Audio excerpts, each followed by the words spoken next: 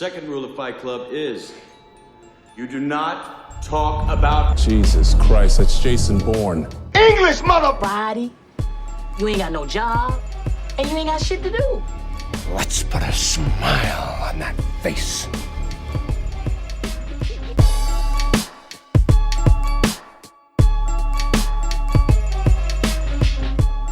What's up, film family, and welcome to the Film Room Podcast. My name is Dion.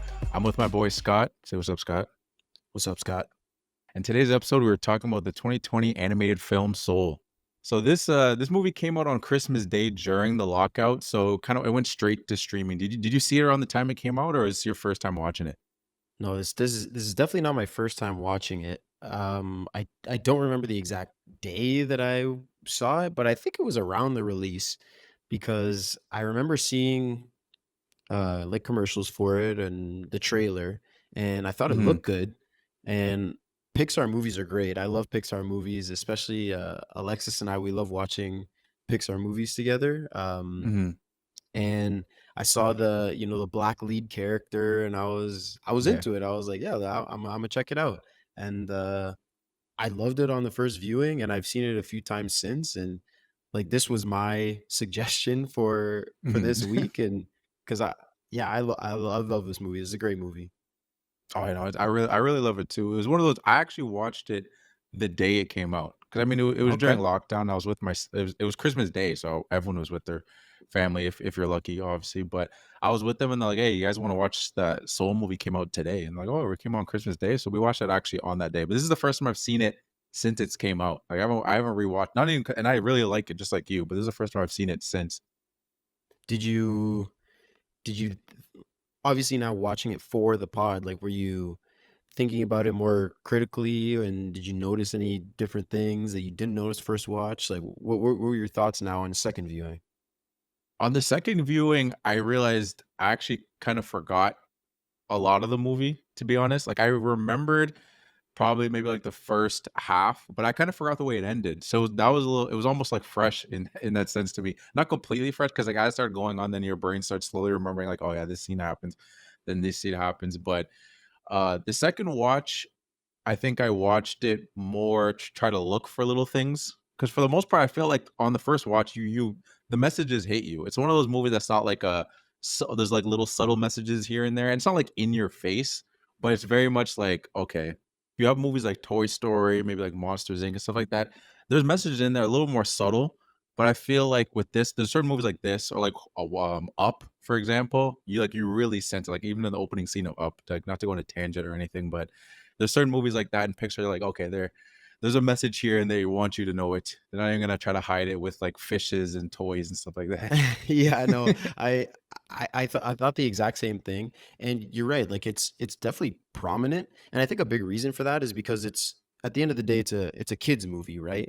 So like, they have to make it pretty clear in their messaging to make it easy for kids to follow and get the point of the movie. I mean, if kids are just going to have fun at the movies, then maybe they don't care. But if they want the messaging to really sink in for a younger audience, then they have to make it pretty clear. I really like that we see the characters change from start to finish, right? We see kind of even the theme of the movie. I feel like in the beginning of the movie and through the first 2/3, maybe, it's kind of showing us one theme, and then it kind of switches at the end. And I really like that we see our two main characters, Joe and 22, start the movie in the places that they're at, and then change and end up where they are at the end of the movie. And we see throughout the course of the movie how they get there. And I really like that, and it's done super well. Oh yeah, no, I 100% agree.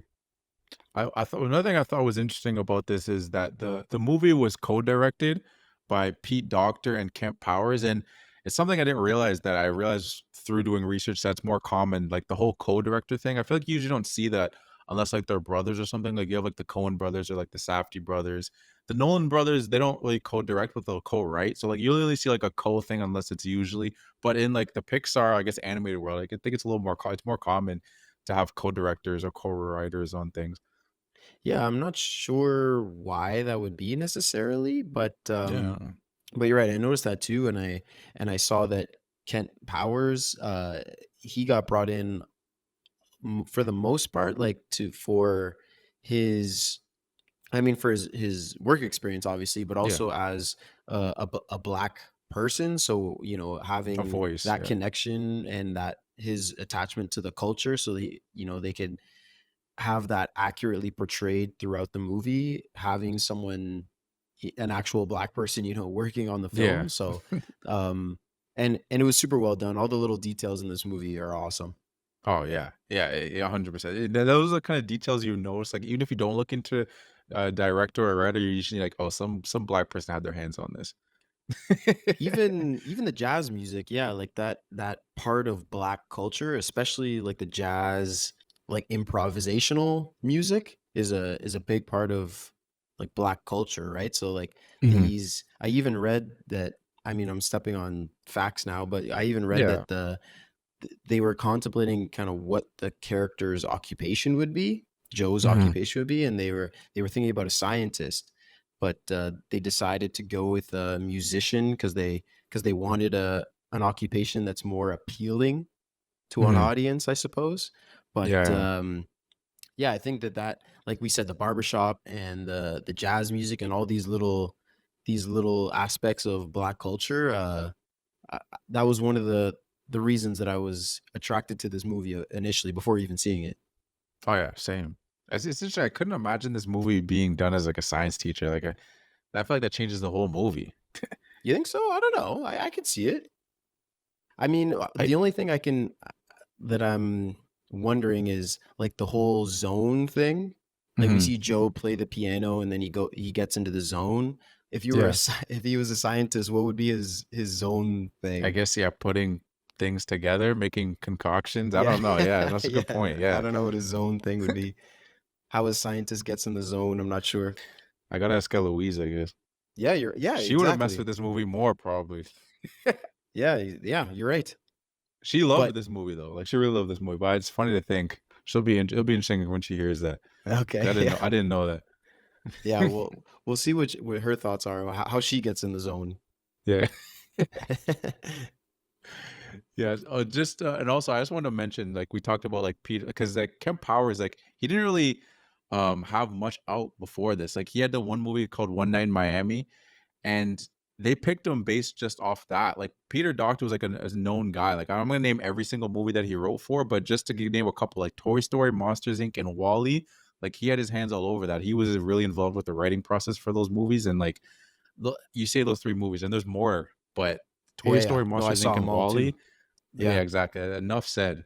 exactly. Yeah, and I mean, even Up, like you'd mentioned, Inside Yeah, Out, like he's won Academy Awards. Like, yeah, yeah, yeah. He doesn't play around. no, and he won another one with this one. So, Yeah, yeah. No, he's well established. mhm. But let's jump into it. Let's start Yeah, getting man. into Soul. So we start off, and then we get Joe, as we were talking about. Joe's in his middle school band class, and we have Connie, who jams out, and the class treats her like she's almost like a gym class hero. Like they're just not feeling it. Everyone's pretty bad. She's actually like playing going in, and everyone starts laughing at her because she gets into her zone. We were kind of talking about the zone earlier. She kind of gets into her zone, and then we get a knock on the door, and it's the principal who offers Joe a full-time job with benefits, which I thought was kind of interesting too, because I'm like, I was wondering at the time, like, how long has he been doing this? That he was just that Yeah, I'm only not now he's sure. getting offered. Yeah, they never really tell us, but yeah, I imagine it's been a little bit. I mean, I guess that's how it goes with teachers. Yeah. I feel like a lot of the time, the way with teachers, you start subbing, and Hmm. then you get maybe well, what he was doing, it seemed like it was full time, but maybe not It just felt like indeterminate, that. or Yeah. yeah, because it felt his room was all set up. He had like posters on the wall, and he knew Yeah. all the kids by name. So like it's not like he was a substitute. That's So what I I'm not mean. exactly sure how the bureaucracy of American education system Yeah. How is. dare us? We should have been more educated on this going into this movie. Yeah, we should have done that in our research for sure. So then we meet his mom in her sewing shop, and she's happy to hear the news. But Joe's not set on being a musician. I mean, sorry, not set on being a teacher. He wants to be a musician. He gets a call from his old student Curly. Of course, he's bald, like that classic trope. Yep. And Curly tells Joe there's a spot that opened up for him to work with Dorothea Williams, who's like a jazz legend. Mhm. So he gets really hyped about that because, again, like I said earlier, he's not really keen on being a teacher. He wants to be a musician. So he makes his way down to the audition for the piano spot, but Dorothea has to flame him first before he even starts.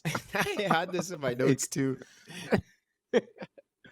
Like I don't know, like she's like, oh snap, that we're letting anybody in here. It's like, they didn't give a guy a chance.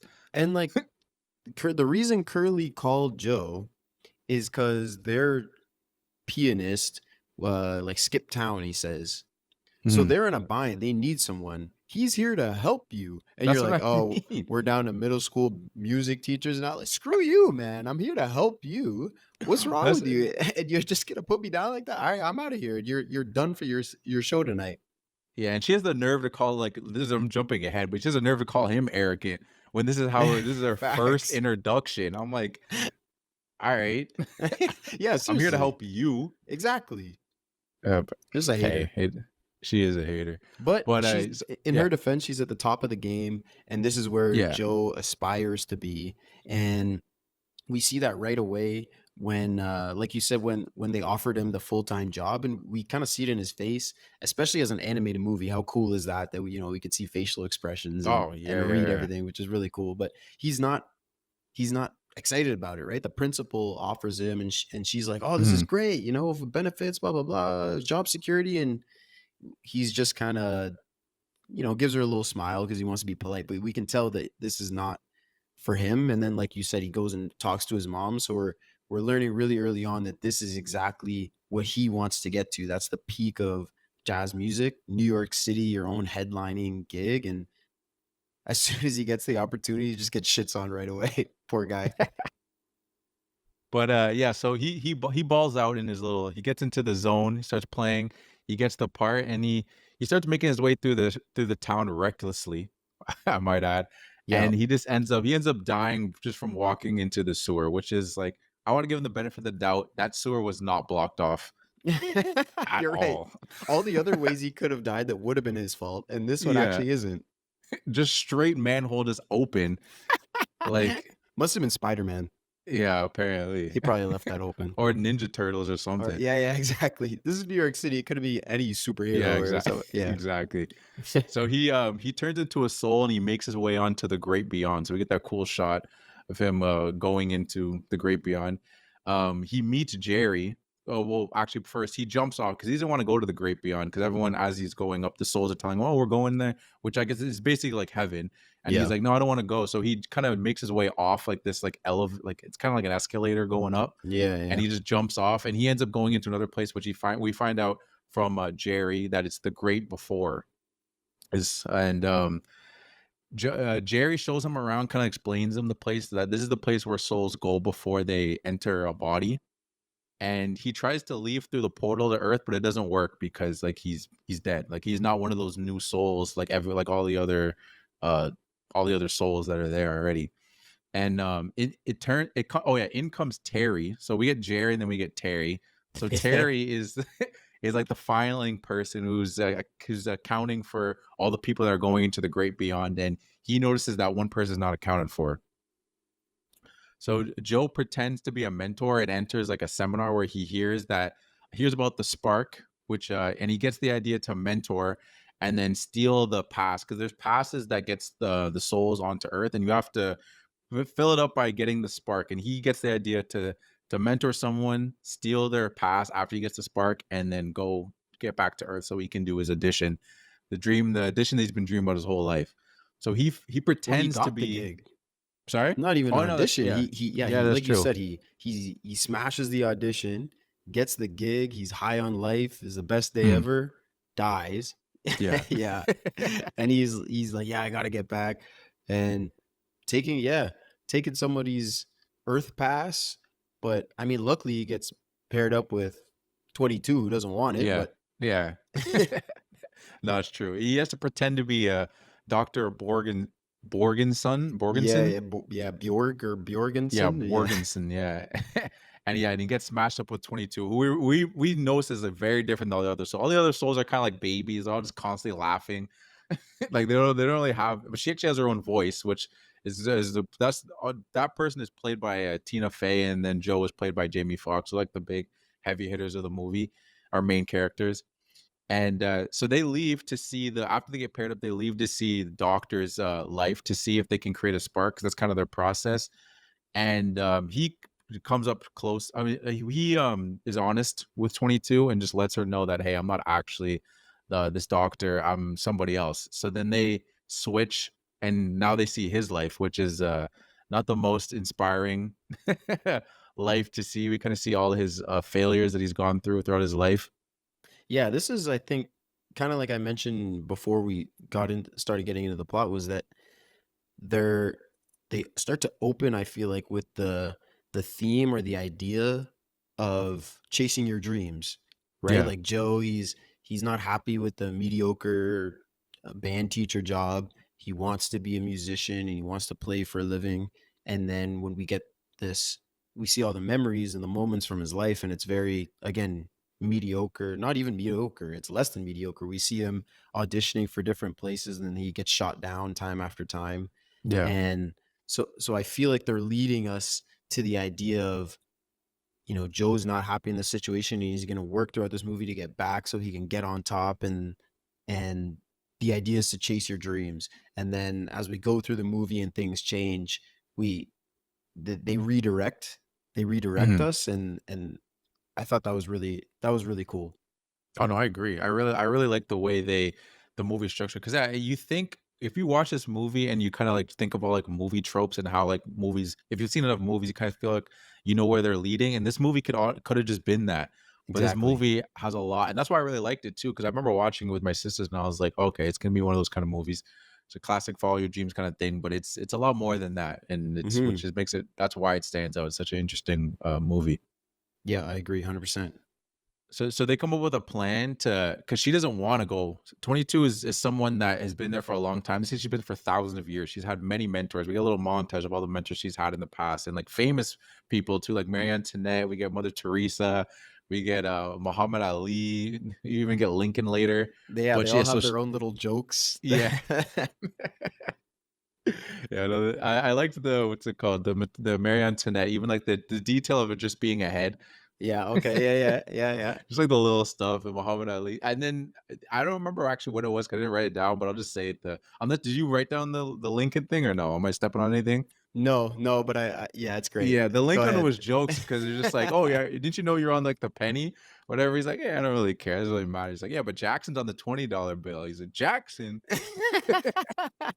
Yeah, I love that one. That was my Yeah, favorite one too. yeah, no, I My, like the Muhammad Ali was cute. yeah, Like I was you were the about to say great. that's Yeah, my that would be my runner up would be Muhammad Ali with it. You are the greatest. Pain in my yeah, butt. And it's so good. I love when kids movies do this, when they put in these jokes for the adults. You yeah. know what I mean? Like as for a kid watching this movie, you might know who Muhammad Ali is, but you wouldn't necessarily know like his "I am the greatest" thing. You definitely Mhm. wouldn't know really Mary Antoinette, even Abe Lincoln, like in Jackson. Like you wouldn't get all these, right? These are No, for the adults, and I 100. love Yeah, it. 100%. Yeah, no, that's what makes it good too. Just add those little added like things, little jokes in there. Like I said, like the Marie Antoinette thing. Like a kid doesn't. Why is that person headless? I don't know. Exactly. You Yeah, and I wouldn't. You mean, wouldn't. and they wouldn't even know who Gandhi is, and Oh yeah, and a lot of these Mother people they wouldn't Teresa even know. probably not. Yeah, they wouldn't even know who these people are. So I mean, and pretty much every Pixar movie does this, and I Mm, don't know if it's like uh not a marketing thing, but a specific thing that they do to make the movie more appealing for adults as well, or if mhm. it's just they feel sorry for the parents that have to bring their kids to the movies, so they're just throwing them a bone. I don't know what Yeah, it is, but I love it every time. I know it's smart. You kind of have to do that nowadays. You know, like your parents are bringing the kids, so you got to do something for the parents too, so they're not Yeah. just melting in their seat.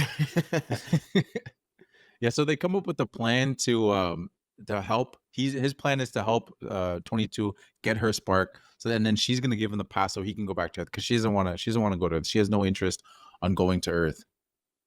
So the next thing they do is they go to the Hall of Everything to try to create a spark, and but they have no luck. Did you have anything you want to say specifically about the Hall of Everything? Well, I would just say generally at this point, what I would like to mention is like Pixar is so good at setting up their worlds. Like because a lot of the ideas for their movies is they take, an everyday aspect of life. It could be like Finding Nemo and you have fish in the water, or Hmm. Toy Story, just toys in a kid's room. And in this, it's the souls, it's the beginning of life, right? Pre Yeah. and post life. And the way they visualize it and have they build these buildings where the souls go and they get character traits, and they have the Hall of Everything, like you just mentioned, where they can go and experience different things from all over the world to get their spark. And just the way they create these worlds for, one, kids to understand, and two, to make it interesting, and the way they think everything through with all the little details, it's so well done. And I mean, in all these movies, like Monsters Inc. too, like they have a whole different universe, right? Like Yeah. there's monsters that are harnessing scream as energy, right? So Yeah. they have to build up this universe from nothing, and the way they just do it piece by piece, giving you more and more information as we go with all these interesting little details. It's done so well every time. Pixar is expert at this, and I love it. Oh yeah, and 100%. And I think one of those things, like, it does take them a long time to make movies, Yep. mostly, especially in the past, mostly just because how long it takes to make the animation. But I think it's really just creating these worlds too, because they, like you said, they go so deep. It's like, okay, we're fishes, or we're like, say Nemo, for example, we're fish. Mhm. All right, what are their jobs? What are their day to days? What is their school like? What are their jokes that they make? They try to make they just get so detailed into it, which is good. Which is why their movies are so, they're definitely not rushed. That's for sure. No, exactly, and that's what I mean. I agree 100%. Like you said, Finding Nemo, right? Like, what would the job of a fish be, right? Like, they have these, and where do they live? How are their houses built, and what's their school like? Like all these things, like you mentioned, that they just imagine, basically, if I was a fish, how would our world work? Hmm. And it's so awesome, and all these the little details they put in are so great. And there's so many times that you see like a picture from a movie, and you see a little detail that you never noticed, but they're in there, they're just chock full of them. And Yeah. you're right, it can be slow sometimes, but again, these are kids movies, right? So they can't be too rushed with it. They have to let the kids at least understand what's going on. They don't have to understand every aspect of the movie, because they're kids, they're No. just having fun with the movie, but they Yeah. have to at least be able to follow it a little bit. And Hmm. yeah, they just know what they're doing. They've been doing it for so long, and it's so good. I agree. So then we get Jerry, who tries to split them up, because they go to the hall, like you said, to the area where it's just like you get to try a bunch of things like food, sports, to see if that can help with the spark, because the memory things didn't work, but that didn't work. So then they end up going on their way out. Jerry sees them, and she tries to split them up because they're like, "Hey, you tried," which I was like, "That's quick." Like it did. Like I figured they had longer times to be with 22. Like, you want to split them that quick? Maybe it's just to the point where it's like, yeah, we know how this goes. If you can't do it, then Yeah, honestly, I didn't even take that in until you just mentioned it, but you're like right. That how was quick? yeah, how quick that was. Cuz it wasn't just 22, right? It was a whole expo, and they're matching Yeah. up different souls with different mentors. And so all the other ones, they get it that quick. I guess that's kind of why we're emphasizing why it's so crazy that 22 is, can't find a spark, that because it's supposed to be that So simple. easy. Yeah. Yeah. But I mean, when you think about it too, like 22, like there's been like the first person they say is 108 billion. Yeah. It's It's 22. 22. Like, Yeah. oh my God. What do you think the Hall of Everything was like when she first started? Yeah, it was There would definitely have a been lot nothing. different. Yeah, there would have been nothing. The Just like first soul, sticks. yeah, what is sticks and rocks, bro? Here's the Hall of Everything, and it's just a pile of sticks and rocks. Yeah, it's like, That's hey, it. if rubbing sticks and starting a fire doesn't do anything for you, then we can't help you. You're Like, I done. don't Yeah. know. That's She all they're can. doing down there. Yeah, exactly. That's all there is. We're fighting dinosaurs, and we're playing with sticks and rocks. And if that's not your spark, then boo boo. And 22, yeah, 22 doesn't get a spark like that. And she went through all of human history, and Yeah, didn't get a spark. That's pretty crazy. no, that is really crazy. I find it funny though, just imagining the Hall of Everything with nothing in it. No, all I'm imagining is literally just cavemen. It's just like running away from dinosaurs, starting fires, throwing spears at fish. Like that's all there was. And if that doesn't get you, then all right, well, I mean, there's the oldest occupation in the world. You know, there was just that's true. some smutty stuff going on. I Yeah, guess that's that's all there true. was in there. And it wasn't for 22 either. Nope. It's like, all right, Nope. well, that's not for you then. Okay, I don't know what I don't know what we're gonna do. So then they have 22 comes with a backup plan. So they go into a place called the Zone. So they go to like her crib, and the Zone is like a place where we see like just a bunch of. It kind of looks like a. I don't even know how to really describe it. It kind of looks like a desert almost. Like Yeah, it's it's like a desert. purple desert. And yeah, they enter it, and she explains how like, oh, like you know how like people get into the Zone. Like he got into the Zone, like we mentioned earlier, when he was doing like I guess his quasi audition for his to get into the group. And so you kind of like see these people floating, like these souls floating, and they're in like a purple space. That's like the Zone, like anybody like a basketball player or whatever it is. And then we get that funny Doris, shout out Doris Burke. Yeah, she got a cameo in this movie. Was that Doris Burke? No, I looked it up. It was Doris Burke. Oh my god, I didn't know that. Yeah, so like there's a scene where the scene where 22 is like, I've been messing with this team for years, and she just like throws like a sand ball and hits like a player who's going for a dunk, and he misses the dunk, and it's Doris Burke saying, and the Knicks lose again. And I was like, Bro, let me tell you, the first time I watched this movie, I remember I was watching with dying when I my saw wife that. Alexis. Yeah. I burst out laughing, and she was like she didn't like obviously she got it like you're messing with a basketball team, but the fact that they're just shitting on the Knicks just made me laugh so hard because like Oh my god, one, that got me. what did the Knicks do to Pixar? But two, I mean they haven't won anything in so long, and I found that so hilarious. And if you think about it, like again, this is 22, so she's been around forever. Yeah. So she just started hating on the Knicks. Like, what sparked it from her? Because they were winning championships. No, that's true. A long What time ago happened? though. Yeah, exactly. But that's Yeah, what I'm saying. What 70s. happened? 22 was No, like, all right, nah, fuck the Knicks. Yeah, no. Magic and Bird came in the league. Jordan came in Yeah, the league, and exactly. she's like, That's it. She's like, yeah, I'm done with these. Yeah, you're I'm right. done That with was them. it. Yeah, she's a Jordan fan for sure. Because he would have been in the Zone a bunch, and she wouldn't have touched him. Oh yeah, exactly. 100%. She saw Jordan. She's like, I'm not touching him. Yeah, I'm gonna leave that he's man. good. I'm gonna let that man go. Let him cook. Let him cook. 22. So then so they start getting attacked by like this monster who we find out it's a lost soul, but they get we meet Moonwind and his crew, and they save them from like this lost soul, which looks like just like this giant monster with like long arms, just one eye, like a cyclops kind of thing. And they explain to them that that it's a lost soul, and they do like the little dance around it and help the soul get out of its monster form. And basically what it is, it's just like a miserable person. Basically, it's just like a miserable person, and that soul just ends up like kind of turning into a monster.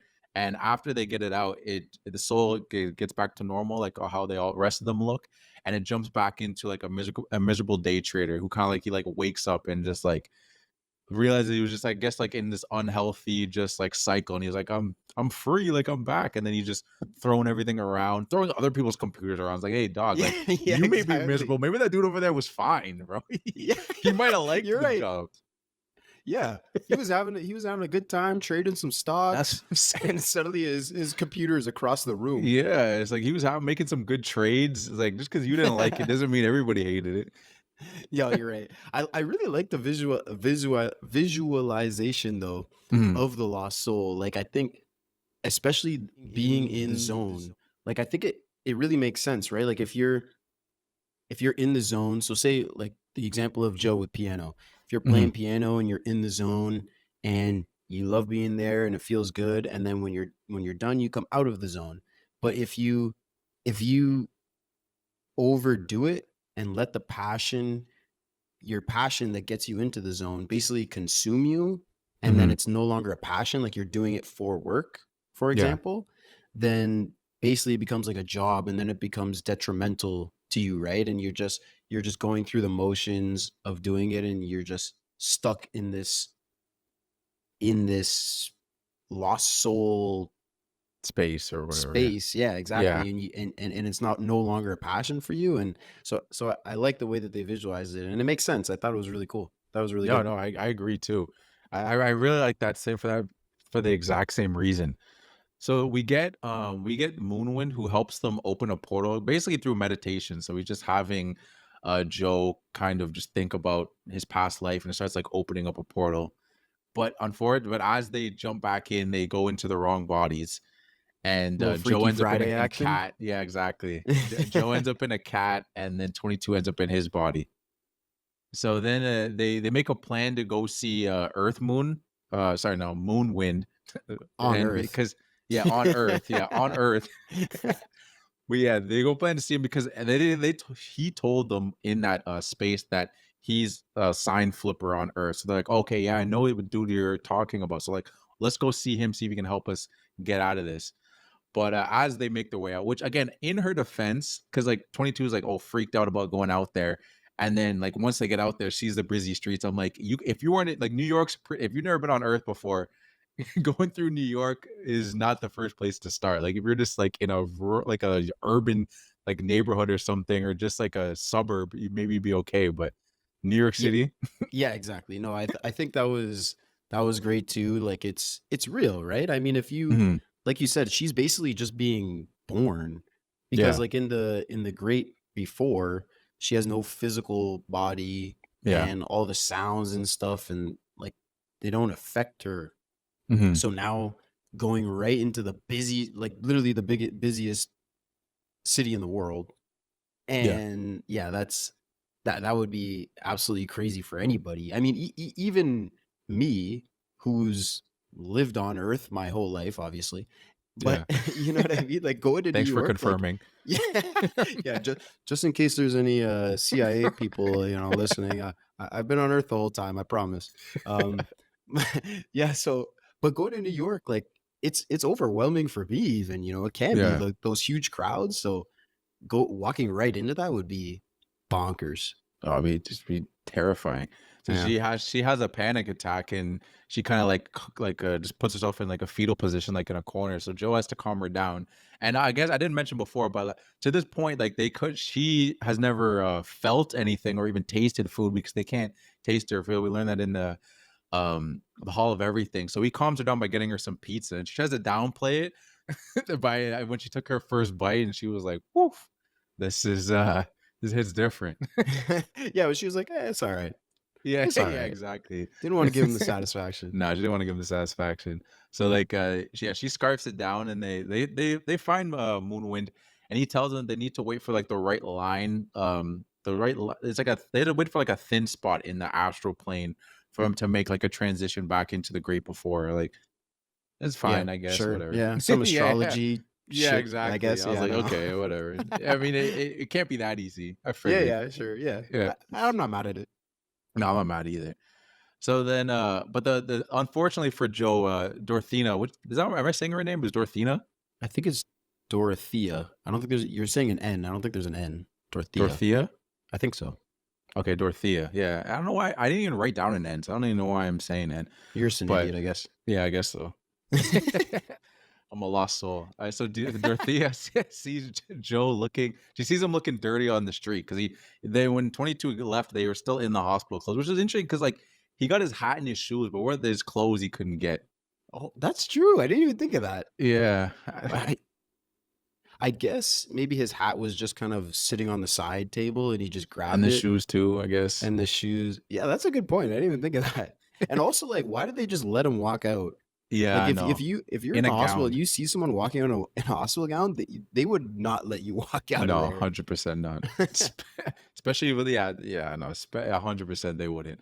But yeah, so she sees him looking dirty, and she's like, "Oh snap!" It's not a good look for Joe. And they get into a taxi, and immediately, and they get home, and immediately Curly calls Joe, let him know that she wants to go with someone else. She saw her in the street. That wasn't a good look. Which, in her defense, yeah, he's just met this dude, and he's looking crazy. Yeah. Especially because a cat was leading him into a taxi. So that was And probably a he's weird visual. and he's just a middle school band teacher. Oh yeah, exactly. Ugh. Disgusting. Disgusting. Freaking trash human being. He's lucky you even let him set foot in that jazz bar. Yeah, exactly. Why is he even allowed in a taxi? Ridiculous. Well, he did say that as he's waving it down, he's like, "Man, this would be hard even without the hospital gown." Did you notice that? Oh yeah, that's true. I was like, nice little black joke, huh? Love it. So but Curly lets him know that he still wants Joe to come like to the show, just like make sure he comes early and cleans himself up because he's gonna try to talk to her and try to convince Dorothea to like just let him in. She's like, just you gotta come correct, Joe. Like you looking wild, but just show up early and I know you're good, you're talented. So as long as you come, we're good. Yeah, And then we Curly's the man. get yeah, exactly. Curly is the man. He's a He real gives him one. all sorts of chances. He's helping him out all the way. He's the man. Yeah, he's a real one. So, Connie, we get a knock on the door, and it's Connie. So that student that we got earlier, in the opening scene that was playing the trombone, and she said that she wants to quit. And it's 22 in Joe's body, so she's like, "Oh yeah, you should quit," because 22 is up has been negative. She's always like, "Yeah, who cares about anything?" But 22, yeah, tells you she should quit, and Connie didn't really want to quit, so she starts playing for Joe, which is 22, and then she realized like, oh no, she actually really wants this, and then she ends up just being like, I know I'm taking this, like I'm gonna keep going. Mr. What was Joe's last name? I actually forget. Joe. It doesn't matter. Shoot. Yeah, it actually doesn't matter because I realized she doesn't call him Joe, but like it is just not important. But yeah, so Joe tries to explain to 22 that even though Connie like hates everything like 22, she does enjoy playing the trombone. I think if anything, it's more of an external thing. Like it's the way people like react to her like in class. So she kind of has to have a brave face and act like she doesn't like it, but she clearly loves it. Yeah, I think this was our first hint, not our first hint, but 22's first moment where she starts to see the beauty of Earth, of living, right? Of going to Earth and living a life. Like I thought there's a few characters sprinkled in throughout this movie that really what they do is they show Joe or 22 where they're wrong. They've been wrong in the way they think and how they change as characters. And Connie is one of those people. And I really like this scene because, well, for two reasons. One, like I said, 22, like when she tells Connie, like, yeah, just quit, doesn't matter.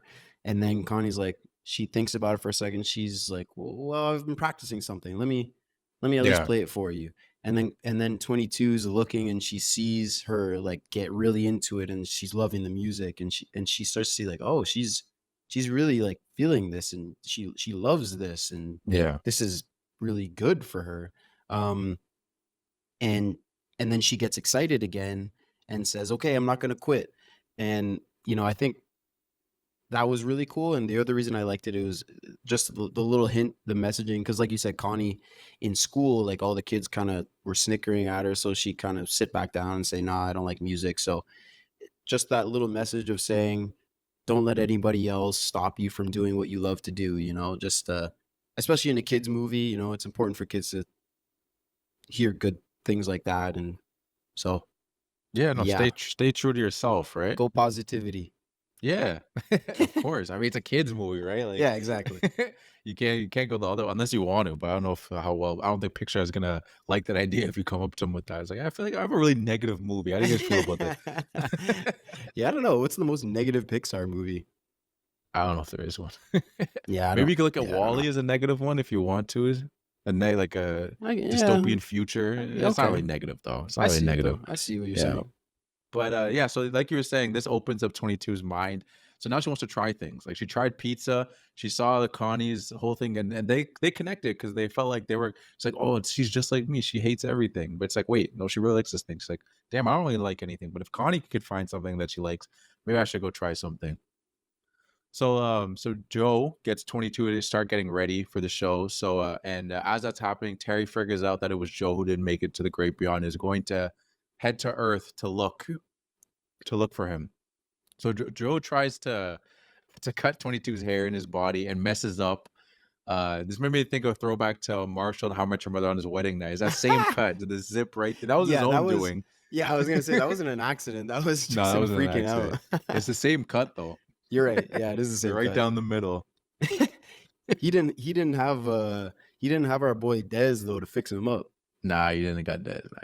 So that was the next. That was the next thing.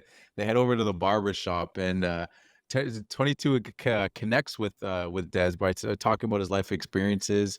So like they have like a little bit of a bond, and Dez speaks on how he actually wanted to be a vet, like a veterinarian. Like, and well, do you have any? We can go on this barbershop. Do you have anything you want to say about it? I don't want to just fly through this one if there's anything specifically you Um, wanted to, because there's yeah, a I lot here. mean, yeah, well, yeah, I definitely wanted to talk about the barbershop. One, like I said earlier, the details in this are super awesome. Yeah. Um, for example, I have a couple written down. So 22, because she loves the pizza, right? So she Mhm. grabs a lollipop. So she grabs a lollipop right at the start of the cut, and then there's kind of like a flash forward, and the cut's finished, and Mhm. she pulls the lollipop out of her mouth, and it's like it's whittled down, like it's almost down to the stick. Yeah. So I noticed that like they actually made that so that like she was Oh, like licking the actually, like, lollipop and it actually yeah, like went over down. time. You know what I mean? Like they Mhm. didn't I just put actually didn't even another notice full that. That's a good lollipop. point. Yeah, so that was a cool little a little detail that I Detail. noticed. Also after the cut, the alcohol spray, Oh my like that goodness. Dez hits, and he And the actually like razor lineup. yeah, and he covers her eyes like as he hits the Yeah. spray, like just like they do in barbershops, right? But Yeah. those are these little things that I feel like if you didn't have like a black co-director or a black consultants, like you Mhm. wouldn't get these little details that you get in every black barbershop. But Yeah. like as a black person, like watching this movie, I loved seeing these little details that relate to me because I see it all the time in my barbershop, right? It's just Oh I yeah. love it. No, I agree. And I think to me, the first thing I noticed, like right when the scene started, and like it was just the detail of the curls too. Because we never up until that point, we never really seen like black people besides like Spider-Man, like into like it's Sony like animated version. But that's a Mm, little more like the style of that's not as like realistic. So you right. don't really get that like detailed texture. But in this, when they got in that barber shop, like seeing Dez's beard and seeing the afros, like you saw like the detail of the curls, and I was like, okay, Yeah, and like when we here get we go. the close up of the razor on the back of the neck, Yeah. like everything looks amazing. And Oh my then goodness. um the last thing I'll say is right at the end. Mhm. I don't know if you were gonna talk about this, but like you said, the 22 was asking Dez about why he cuts hair, and he said he wanted to be a vet, and his daughter got sick, and that's why he ended up being a barber. Mhm. But when they're leaving the shop, and Dez was like, "Man, it was so great to talk to you, Joe, about something other than jazz music." And 22 is like, "Well, why don't we ever talk about jazz music or anything about you?" And he's like, "Well, you never asked." And Joe, being in the cat, Yeah, you see the hearing face. hearing this, yeah, so this is his first moment where he starts to see his wrongdoings or the kind of his mistakes of the past. Like we saw it with 22 with Connie and the music, and then we see it now with Joe and Dez, where he's so fixed on music and chasing that dream that he's limiting basically the other aspects of his life, like everyday Mhm. aspects of his life, sitting in the barbershop, going chopping it up with your barber, just talking Mhm. about other things because all he cares about is jazz music. And he starts to notice, he's like, oh, I'm kind of shutting these people out because all I'm talking about is jazz music, and not everybody's like that. Yeah, no, it's true, and he's not even, like, really considering like, that's crazy, like, to not like I don't know how long he's been at that barbershop for, but, like, not to know anything about him like that. Yeah. And some barbers are like that. Some barbers, like, I've been to different barbers, like, they're not that as talkative. Like, they're just talking to the other barbers, not really talking to you. So Yeah. maybe, but it seems like these guys actually have a relationship. Yeah, 100%. And I mean, because they said that they talk about jazz, and Yeah, as soon as they walk in, everybody knows who he is. And there's the yeah. one guy that's like talking shit to Joe. So it's Oh, like it's yeah, Paul. yeah, Paul's talking shit. So he clearly goes to this barbershop regularly. Yeah. So they definitely have a pre-established relationship. So but yeah, just the fact that he never talked to him, I thought, and then you see it like in the facial expression of a cat. But I thought that was cool that we had 22's first n- moment where she noticed her wrongdoings, and then we have Joe's right after. Yeah, another thing that I really like too that we that just came back to my head. I didn't write it down, but I instantly remembered it. It was the funny part of it, and we all know it's like the when Joe came in, he's like, "Oh, like you're gonna have to wait." Like Joe, I gotta message Joe. Like this is a tragedy. He's like, "Yo, you're doing me dirty." He's like, "You can go, but that dude over there," and you just see the dude stand up. He's like, "I'll wait." We all know. Everybody knows Yeah, it's that one barber that nobody wants to go with. 100%. Yeah, there's that guy. You got barber repellent on when you see that guy's chair empty. You just try to avoid eye contact. You stay on your phone or something, like try not to look at him. Yeah, there's always that guy. It's that classic Will meme. It's just like you look over, you look straight ahead. It's like don't make eye contact with that barber. Exactly. It's 100%. I don't think I legit don't think I've ever been in a barbershop because now I moved and I lived here. Like there's the exact same situation here. There's three barbers everybody wants, and then you just come in and they're like, oh, yeah, Neil's one of the barbers. Neil's not available, but he's available. I'm like, I'll wait for Neil. Like that's my guy. Like, everyone always says like that's my guy, but Yeah, really people are yeah. like I don't want to go fuck that guy. So he's gonna Could you fuck me imagine up. being that guy though? Like you go to work every day and everyone's like you can walk in right now and get a cut, and they choose to wait like a half hour or whatever Exactly. to get somebody else. It's just like, damn, man, like day after Yeah. day, like that's gotta feel horrible. I mean, Hey, it's your own you gotta fault. realize though. Get your Yeah. skills Oh, practice. 100%. That's really what it comes down to at the end of the day. It's not like people are like are basing it based off your looks or anything. It's like, dog, you're not nice with it. Exactly. Yeah, exactly. I came Like here that's for a what it fire is. cut. Like I And gave I you a just got try one time and you had me looking crazy for 2 weeks. yeah. Yeah. Yeah, never again. Never again. Never again. All right, so after that, after the whole barbershop scene ends, we get Terry who gets to Earth and accidentally gets Paul. Like he was trying to get 22 in them and he puts him in like this little I don't know, like space, like this little He universe kills space. him And basically. yeah, it basically does kill him. Yeah, he detaches his soul from his body, traumatizes Paul for life. Hey, Paul will never have a bag of chips again. He's going to be a swole Mount Mr. Olympus That's now. true. That He's is like, "Hey, true. stay away from these processed foods." So he's never going to have a bag of chips again in his life. Never again. So then we get 22 and Joe walking through the streets, and 22 rips Joe's pants. So now there's another issue. Now they go to get them fixed.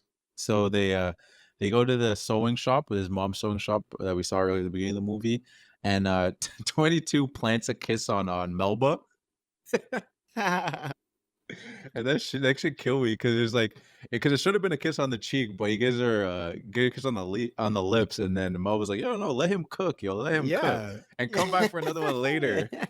Seriously, and the other girl beside her, you little cougar, get out of here. That's I was like, in a kids movie? Damn, That's okay. what I'm saying too. I'm like, damn, oh, she really wanted that extra kiss. I was like, yo, that's your girl's son. Yeah, that's like her boss's son. There, I would yeah, assume because Joe's mom is the owner of the shop. yeah. And I'm And she assuming works there. yeah. That's your boss's wild. son. And you're like, yeah, come back here for another one, baby. Yeah, and she's saying that out loud. She's not even whispering like, "Yo, come back for another." She's like, "Yo, come back for like screaming." And like, mom doesn't care, I guess. I wanted to mention just before we get to the shop, like when they're Yeah. walking through this the street, Yeah, there's all these little moments where 22's stopping to do these fun things. Like Oh, like and everyday she's things, yeah. loving she's loving everything about it. Like she's grabbing flyers, the little notes with the phone numbers on the bottom. She takes like the whole thing. She's just excited about that. She loves Mhm. feeling the wind, like she's lying down on the floor on the ground Yeah. and the subway wind is coming up. And she's just loving all these little, like you say, everyday everyday things. aspects Yeah. of life, and she's starting to basically get her spark, right? Yeah. She's falling in love with the aspects of life that she didn't get in the great beginning. Mhm. And then at the same time, it's Joe in the cat body who's rushing her, right? She's like, no, we don't have time for this. Let's go. We got to get my suit. Because he's still obsessed with jazz and he's obsessed with Yeah. getting to this gig, right? So Mhm. he's not really changing. We see 22 start to change as she kind of falls in love with these mundane aspects of life. Yeah. But Joe's not really changing yet. But I thought that was cool kind of seeing that, and Joe almost heading toward being a lost soul, basically, right? Like the jazz is just Yeah, just consuming narrow. him. Yeah, and Hmm. that's all he He can got think about, blinders. and it's starting to consume him. But I thought that was a good kind of, not a scene. It's almost like a little montage of them walking through the Hmm. streets. But I thought that was really cool. No, I agree. And even like just the the little things. It's like it's the bagel. It's like you Hmm. mentioned earlier, like even when they're on the subway, just like hearing that guy playing. I think he was playing guitar, just like in the subway, trying to ask for money and stuff like that. Just all the Yeah, little things. It yeah. is it is really is interesting. Hmm. So then yeah, so we get that one on one with Joe and his mom because he wants to ask her, but we find out she knows because her plan was to tell her something else, the reason the pants need to be fixed, but she knows. And they asked him to fix the pants. He's like, hey, well, can you help me out even if you know? And she says no. And that's when we get the whole thing with 22 says, because Joe's talking as the cat, but everyone else in the world can't hear him. They only hear like a cat meowing, but 22 can hear him. So he's actually saying his real feeling, but like, oh, she's never supported me, she's never cared. And then 22 just repeats him, and it's like, oh snap, okay, well now we're here. So then they have the conversation. Joe kind of opens up telling her how his whole life he kind of feels like would amount to nothing if he doesn't get this, because he's dedicated so much of his life to this. And his mom tries to tell him like, hey, your dad put so much of this of his life to being a musician, and it was a struggle. And like this sewing company, like that sewing shop, this is what really paid the bills, because your dad was like a classic struggling artist throughout his whole life, and she doesn't want that life for him. But it's that moment when he tells her that I feel like my life would amount to nothing, that it really hits her Yeah, hard. And she flips, and she wants to help. So then she gives him her dad's old suit. yeah. They they work on his dad's old suit, get him all fresh. Um, yeah, I really like this scene too. It's really good, the back and forth, the one on one. I really liked. I don't know if you noticed this, but because, like you said, it's Joe and the cat talking to 22 and telling 22 what to say to his mom. Mhm. So um we first see the cat, like Joe having this monologue. Well, I guess it's a dialogue because there's two of them.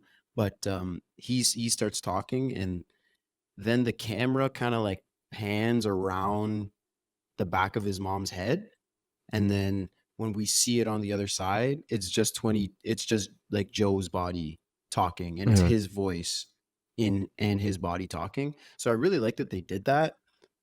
One, it was a great transition way to do that, and two, I thought that it actually made the scene more powerful, right? Like if it's still just talking through a cat, it could just be kind of funny, but Yeah. it's not really meant to be funny, right? It's meant to be a, a connecting moment between Joe and his mom. Mhm. So I thought that was a really good choice that they made to do that, and the way they executed it with that little camera pan, I thought was really cool. I like that a lot. Yeah, no, I agree. I agree too. It's definitely, and like I agree. Like not only would it seem kind of silly, I think it would be kind of annoying if it was like, Mm. because he's like, say this. Like if he said it and then she said it, I feel like it wouldn't be as powerful if it was like if you heard the cat talking and then Joe repeated it like right Yeah, after, kind of exactly. thing. Yeah, So it's it like, just wouldn't be as smooth and as impactful. And also, now that I think about it, like you said, everybody else in the world just hears the cat meowing. So does that mean like the whole time Joe's saying this, his mom hears the cat just meowing the whole time? yeah, I know it's true. Like we should like, can you shut that cat up? Like Yeah. I'm trying to have a conversation with my son. Can you get that cat the hell out of here? Yeah, that's so true. He figured out a way. Like, let me just like whisper meow into you. Like, so this That would isn't be even wild. weirder. No, There's that a would be cat weirder. whispering to your to your son while you're trying to have a heart to heart with him. That'd be even weirder. No, that's a good point. Yeah, I don't know. We don't have to get too much deep No, into no, that, no. but it's a I good just point. think That it's is a funny. good point, though. You need to think about that, because there's so many times in the movie where it's just like, if you're looking at Joe in the street or something, like this guy looks crazy. This guy's just talking to a cat, Yeah. just dead. Like people talk to their animals all the time, but like this guy is like eye contact, sometimes eye Yeah, level, just exactly. straight talking to a cat, and it's like, okay, The only one that actually says anything about it is Dez. Like yeah, when they're in the barbershop and the cat and Joe's like freaking out at 22 and the cat, and Dez is like, man, I've seen some crazy stuff, but like if this cat don't chill, it's gonna Yeah. get the hell out of here. And 22 is like, all right, well, what's it gonna be? And Joe shuts up. But like, Yeah, why exactly. is Des the only one that Only one actually points it acknowledging it. out? So yeah, so now Jeff's looking correct. Like he's got his dad's suit. He's been all tailored, a nice blue suit. And now they go to meet Moonwind, and 22 is she's starting to get second thoughts because 22 is like she feels like she wants to find her purpose because she's starting to enjoy life, and she's got this idea in her head from Joe that the spark is purpose, and she doesn't feel like she's found it yet. So she doesn't want to switch yet. But Terry ends up finding them because like 22 runs away, and as they're running away, Terry finds them and brings them back to the great before. So once they get there, 22's badge fills up due to the spark, and they argue because Joe said it's only because 22 was in his body, and they kind of like they split. They kind of like go separate ways because of that. Because Joe's like, whatever, go back to Earth. Like the only reason, again, he says that he doubles down on it. He's like, the only reason you got your spark is because of me. You were in my body. Like I like music, and it was just only through my body's experiences that you got this thing. So she gets mad from that, and she ends up just throwing the badge at him. And then when Joe goes to throw it back, she disappears. So they go their separate ways. And Joe asks Jerry, what was 22's purpose anyway? And then Jerry explains that the spark is not a purpose, and he kind of just has to sit with that. Do you have anything you want to say about that sequence? Or No, I think it's just kind of exposition rolling Yeah. through. But I mean, if it's not purpose, is it just like a passion? I suppose is that what the spark is? Like they never really say it out loud. yeah, they never so really say what it I'm is. guessing that's what it is, though. Yeah, which it kind of confused me because it was like, again, you could make sense of it saying that yes, it does not to be the purpose, but when they go into the Hall of Everything, it makes it feel like it is a purpose. When a Right. person plays basketball, it's like, okay, this is what I'm going to do. Like a Yeah. person paints something, okay, this is what I'm going to do. You know, it doesn't feel like oh, this thing was cool, spark. Like I don't know, Yeah. like, it felt very much like this is the thing you would like to do. All right, now you know what you got to do. So then you go. So Yeah. but So I'm it not is- exactly sure, but yeah, That's again, okay. it's not that it does not matter. no. So yeah, Joe takes the pass and heads back to Earth to make it to the show, and he has his Andrew Neiman moment where he comes in from shout out Whiplash. He comes in telling her she's like you're making the biggest mistake of if your career if you don't let me play. And he's like, I was like, damn. I was like, I feel like I'm watching Whiplash. he just got back from the car accident. Yo, You know what I mean? He's just bloody and battered. yeah. He's like, nah, I'm playing. Yeah. Fuck out of here, Johnny Utah. Yeah. Yeah. What is it? Turn my pages, bitch. Yeah, we didn't see that. If they had that dude there, that would definitely been a homage to Whiplash. Man. If there was a guy and he just shit talk him, like, yo, I'm not. Yeah. I'm the piano, not you. Get out of here. Yeah, that would have been great, actually. That If would they have been had great. like if you walked in and they were sound testing or something, and the actual piano guy was there, and he was like, "Nah, fuck out of here! Nah, that's my seat. I'm playing this. I don't give a fuck." That would have been fun. That would have been good. Yeah.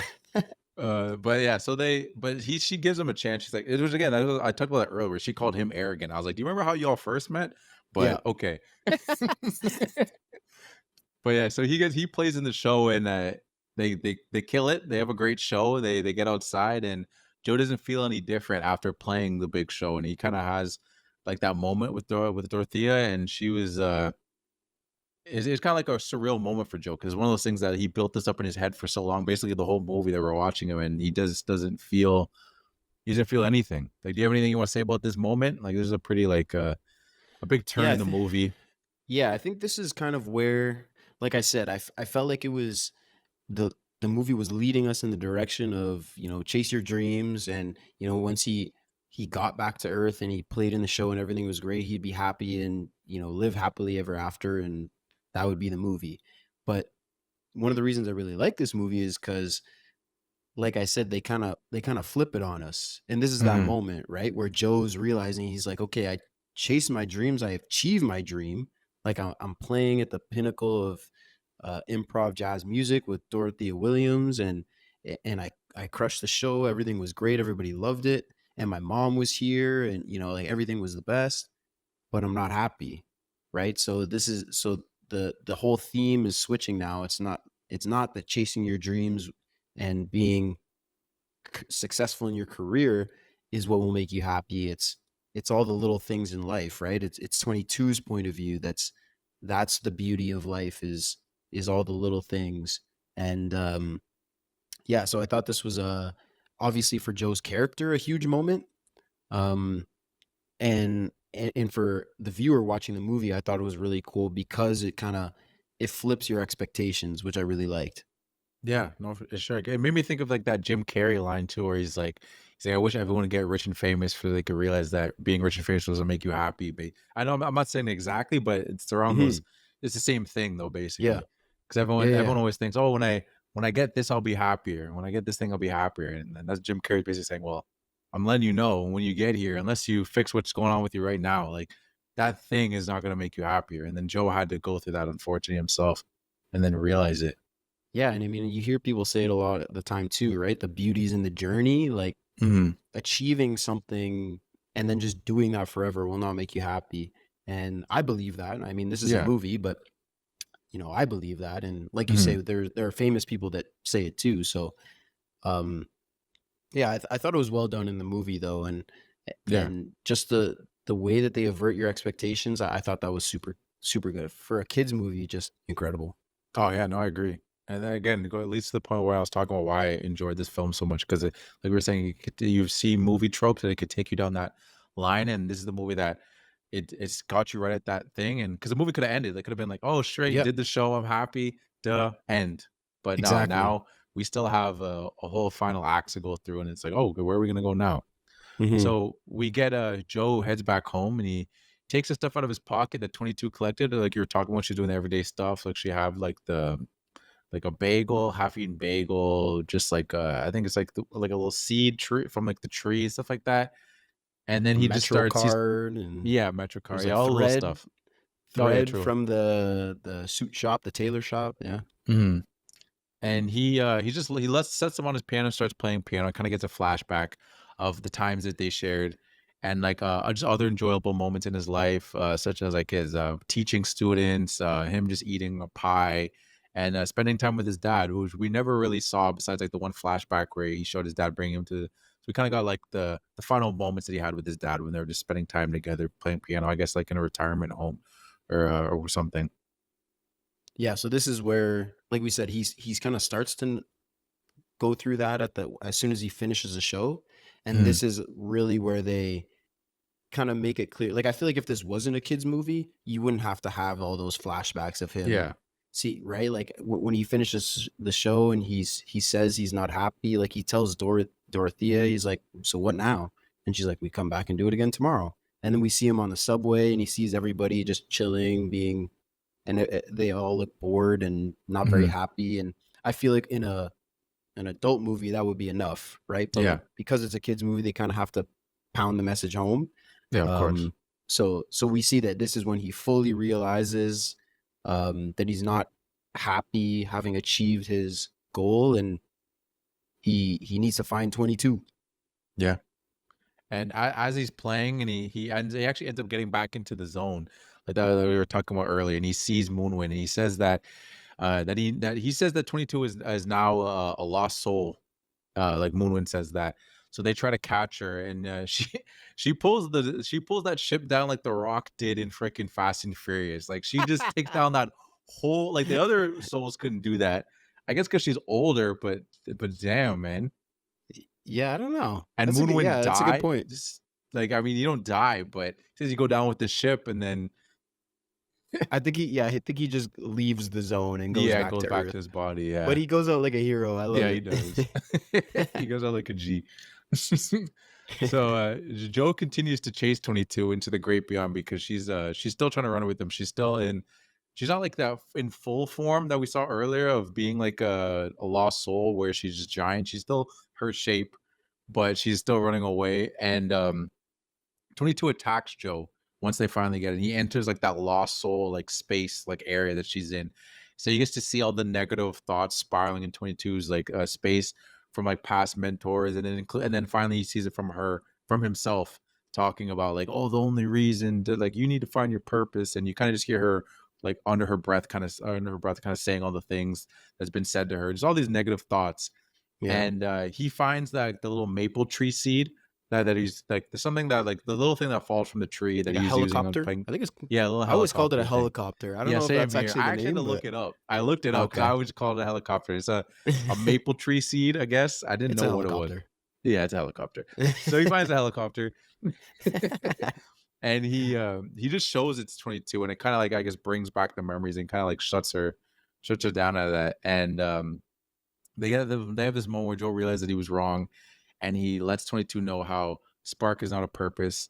They make up, and then Joe helps 22 make that leap to Earth. He can't go back himself because he's again he's dead, but he can go with her halfway, kind of like just be the supporting, just be supporting for her. And he takes the leap with her. She goes down. He makes his way back up, and Joe is ready now to go back to the great beyond. But Jerry tells him, gives him another chance at life, and Joe says he's ready to enjoy every moment of it. And then that's the end. Cut to End black. credit. Cut to black. Yeah. Yeah, I really like the ending of this. Well, I'm not gonna lie, I don't love the whole Jerry or giving Joe another chance. Mhm. You know, I feel like that's a little cheap, but again, it's for Yeah. kids, so it's got to Yeah. have a happy ending. So I don't hate it. Um, but I mean the way they go back, he goes back to 22 and he sees all the past mentors and he sees himself as like the biggest, like he's almost like a final boss, right? Like he fights through all these, like we said, Marie Antoinette and Muhammad Ali, Yeah. and then he gets to himself and he's the big boss. He's like, yeah, you don't have no spark. You're only feeling those things because you're in my body, and he has to fight through it. Mhm. And then it's a happy ending. And my one question is not question, but kind of something I wish they would have thrown in just a little shot of like a baby being born Yeah. Of and like 22. looking around. Yeah, you know what I mean? Like seeing 22 like being born into like a new human. Like Mhm. I thought that would have been cool if they added just a little shot of something like that. But but I was also thinking because 22 fell in love with all these mundane parts of life in New York City, Mhm. what if she got born to like Namibia or Ohio or something? something. You know, Yeah. well, I That's was so thinking true. like she's just in like the bush or something. Not that there aren't little mundane daily parts of that life that are beautiful as well. It's just she's learned to love these aspects of life, and then she gets totally flipped around. No, I that's don't know. true. That'd be Yeah, and funny. she's feeling New York too. Yeah. Maybe that's why the Knicks are good now. She stopped messing with them. They got Brunson. Oh, We gotta go check when Brunson got over to the Knicks. Was it around the time this facts. actually it wasn't that long ago. But they Well, slowly been building. because the movie was what, Christmas Day 2020. 2020. Yeah. Okay, yeah. I think it's maybe a little bit early, They've been building though. They've been but they've building. been They got the you're right. Randall. They got it started. They got You're right. Tibbs. 22 is finally a human being, so they're fine. Yeah, you're right. Plot twist, she's Brunson. Oh, that'd be dope. And she finally made her way to New York. That's lit. But yeah, no, but I agree though. I agree with you that's the thing I actually forgot. When I rewatched the movie for like I said for the first time since then, I thought that Joe didn't get another chance. Mm. And then when he got another chance, I was like, oh, I forgot they gave him a little chance. And I thought too, I was like, but I was like, but then I was also like, yeah, it's a kid's movie. Yeah. I also as a little kid, I don't think a kid would look at this as a sad movie. I think that's would be their biggest takeaway if that's how it You ended. think so? They'd be like, oh, I think so. I'm But talking I about think little kid, like yeah, 8 to 10, 8 to 12. I see what you're saying, but I also feel like because Joe is happy at that point, right? He's content. Mhm. He's like, I've lived my life. Like now he sees that the beauty of life is in the everyday and just living it day by day. And he's done that. And he's still young. He's maybe in his like 40s or 50s. Yeah. But to give up that opportunity for 22, you know, he's content in doing that. So, you know, like, I feel like if it was a shot of him, I mean, we even see the shot of him. He's going on the conveyor belt to the great beyond, and he's just kind of basking in the light, like he's satisfied. So I don't think it would have been seen as super negative. I don't even know if kids would have understood that he's dying. Yeah, maybe. No, it's true. I don't know. I not necessarily like negative, like just more so in the sense of like I feel like again I watched it as a grown ass man. I didn't watch it as a kid. Hmm. I'm just trying to Yeah. imagine like if a kid, I watched it with my sister. She was 10 at the time. I didn't really ask her like how would you felt if he actually died. I didn't test her right Yeah. at the end of the movie, Wait, that's but dead? yeah, That's heaven? Oh my god, I didn't know. the only way I could see it is like okay, yeah, he finally learned his lesson, and now he doesn't really get to Mm. like actually because from what we know he's only been just like very narrow focus. It almost feels like man like you almost want to like give him another chance to talk to Dez and like get to enjoy some time with his mom because there's so many years of them arguing. They finally get the little moments. It's just like he got the little moments like of realization and he got to enjoy little things. And I think it would have been one of those things where it's like oh man I kind of wish he gets to like at least try it out his Yeah. new perspective. Yeah, you're right. And I think that is kind of the point is that now he has a whole different outlook on life and now he's going and he's basically being like reborn, right? And Yeah, with a new perspective. So you're right. I think that's the point. And yes, that's what I'm saying. And I don't hate it. I also give it the benefit of the doubt because like we said it's a kids movie. I don't hate it, but yeah. yeah. Yeah, that's fair. So you have any facts you want to bring up? Yeah, Anything you saw? I got a couple here. So there were some alternate endings actually. Speaking of the Okay. endings, Mhm. they had one about they had Joe thinking about going to the great beyond. Like basically Jerry like gives him the choice and Joe like thinks about like not accepting it, declining it Mhm. and going to the great beyond. They also had one of him returning to Earth a year later. Oh, really? And yeah, that one seems kind of weird. I don't know how that Okay, would yeah. work. Like, what would be the point of that? Yeah. But they also had one of him staying in the Great Before as a mentor, and I thought that Okay. could have been interesting. Yeah. I could have dug that one, but Yeah. I'm not mad at what the one they chose. No, that one is a good one too because at least with his new perspective, he could give Right? now he could actually give real mentorship. Yeah, but yeah, exactly. Better advice, and yeah, Mhm. I agree. So another 22 doesn't get created. Yeah, exactly. So yeah, one of the things that I saw when I was looking up is I thought it was interesting is that um yeah, Pixar when they pick their people, like when they don't audition to be in Pixar. Like you have to like they just pick you. Huh. And what Pete Docter said that he watched one of Mike Kemp Powers movies. It was the movie was called One Night in Miami, which I thought was interesting too because I don't know if you saw that, what One Night in Miami. Not Nope, seen the movie or if you even heard of it. I don't think so. So it's a movie about it's like it's Malcolm X, Muhammad Ali, Jim Brown, and Sam Cooke. Like one night in Miami, that they all like were in Miami at the same time. It's just like a drama about that, which that's what I thought was interesting that Muhammad Ali was in there. I wonder if that was like a little bit of Kemp Powers Yeah, thing, like oh, let's throw Muhammad Ali in there because the yeah, maybe. previous movie made had Muhammad Ali in it. So I wonder if that was like his little ad. Let me throw Muhammad Ali in That's there. that sounds like a Tarantino movie. It does sound like a Tarantino like movie. like four big characters and one night on the town and just a Yeah. whole bunch of chaos. Probably that sounds like a Tarantino movie to me. Yeah, no, it got me interested, and because you saying because like if that's what got them to pick me into it, like to because like Pixar is like a big company at this point Yeah, too. yeah. They're not new around the block anymore. So the fact that they got me kind of interested, why they picked him based off that movie. But yeah, I just thought that was kind of interesting. I found that weird though, like that you don't but that's for a co-director, so you wouldn't audition, right, to be a director? Did they do No that writing, for for writing writing? because he wrote too. Ah, okay. Didn't know that. Yeah, so they'll pick you like for because their writing team process is crazy. Like if you go look back at the first Toy Story movie, there's like 7 writers. Yeah, I'm not surprised. Yeah, like all their movies, especially the early beginning, it's like they don't. There's no one writer, one director. That's not a thing. Yeah. Everything's co-directed, and there may be like 3 to 7 writers.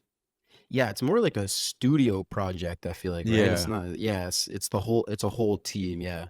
That's what I yeah. You're figured. not like a Tarantino, like you said, like bringing in like original Mhm. ideas and like, oh, cool. Or, you know, like some guy might come up with a concept with this. It's usually Pete. Like apparently this was Pete's idea, Okay. and it's like, all right, we're gonna get people to come in. There's another guy named Mike Jones too. I don't want to. I'll mention Mike Jones. He was another writer on it, just because I feel like we're gonna mention the other guys. Might as well mention him too. But the three of them were worth writing on. I don't know Mike Jones like that. I didn't look too much into his Hey, stuff. you know, you at least know his name. You know more than me. Do you have anything else you want to say? I got one more Yeah, point, but I'll let you throw yeah. I something got else. one. I got one more. I got one more fact. So the first soul that we see assigned to a mentor, like right Mhm. before they assign 22 to Joe, Yeah. is number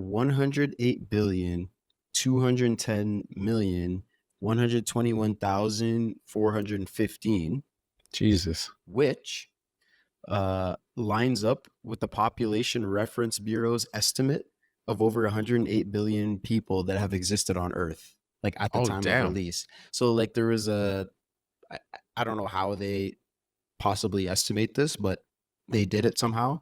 And so yeah, I guess they researched that, and that's apparently where we would be in human history. So I thought that was cool, just that actually in theory Yeah. makes sense, you know?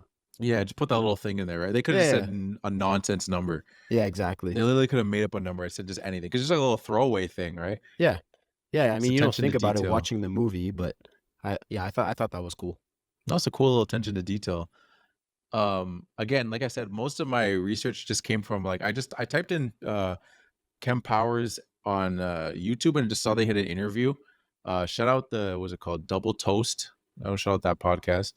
Maybe they'll hear it. Okay. I don't know. But he had him talking on, and they were just talking about how there was this conversation. Again, I wasn't really looking to see what people were talking about the movie, but people had a gripe a little bit about how they're basically saying that Joe was barely black in the movie. And I thought I'm interested what you think about that because their thing is that like okay, Joe's a black guy at the beginning, right? And then he dies. So then he's a soul. Like as far as how the movie goes. And then when he gets back, it ends up being 22, which is in Joe's body, which to them was a white woman. It was Tina Fey. And then he didn't really get back into his body until like the end. So they're like basically saying that like it was barely like a black guy in a black.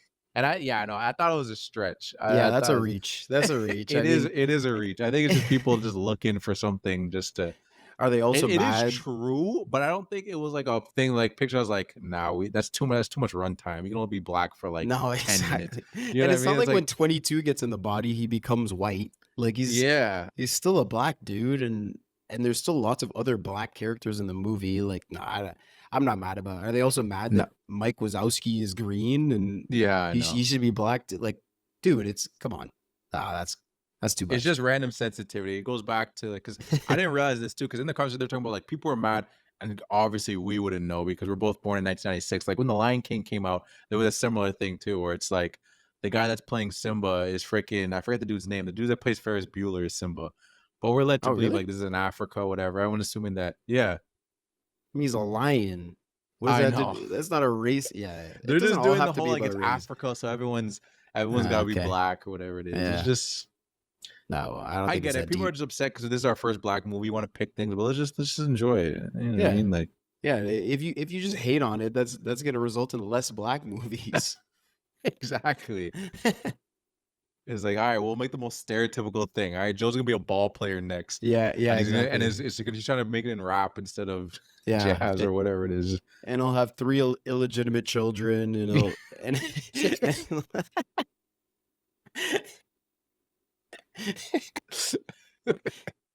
okay. On that note, we're gonna get to our filmies. Unless you have something else. Nah, you're okay. All right, all right, You're good. all right. Let's get to our filmies. This is the part of our show where we're gonna have our awards, and we're gonna jump right into it with the fit check. Hey, Dion, give me your fit check, best or worst or whatever, best fit in the movie. all right. So my fit check I'm gonna give to Paul at the barbershop. Okay, I thought about him. Okay, but I didn't go with Okay, him. yeah, I wasn't sure if so. I'll start. I'll start with the shoes. I'll make our way up. So it kind of looked like he had red and white Jordan 1s on. They didn't Yeah, have kind of the Nike logo or the Jordan logo, which I don't know.